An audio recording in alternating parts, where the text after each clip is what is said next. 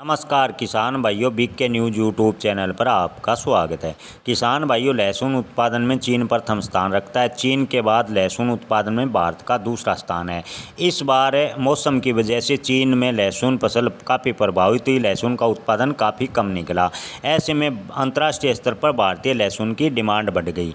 भारत सरकार 2030 तक मसाला निर्यात को लगभग 4 गुना करना चाहती है, यानी मसाला निर्यात को लगातार बढ़ाने का सरकार प्रयास कर रही है। लहसुन एक मसाला फसल है। ऐसे में लहसुन के भाव में तेजी बनी हुई है। अब तक जून तक सरकार ने आंकड़ा पेश किया है कि भारत ने जून तक लगभग 5 अरब डॉलर का लहसुन निर्यात किया है, यानी लहसुन का निर्यात 20% सरकार ने बढ़ाया है। आने वाले दिनों में छोटे देशों को भारत सरकार लगातार लहसुन का निर्यात जारी रखेगी। ऐसे में लहसुन के भाव में और तेजी आने की गुंजाइश है।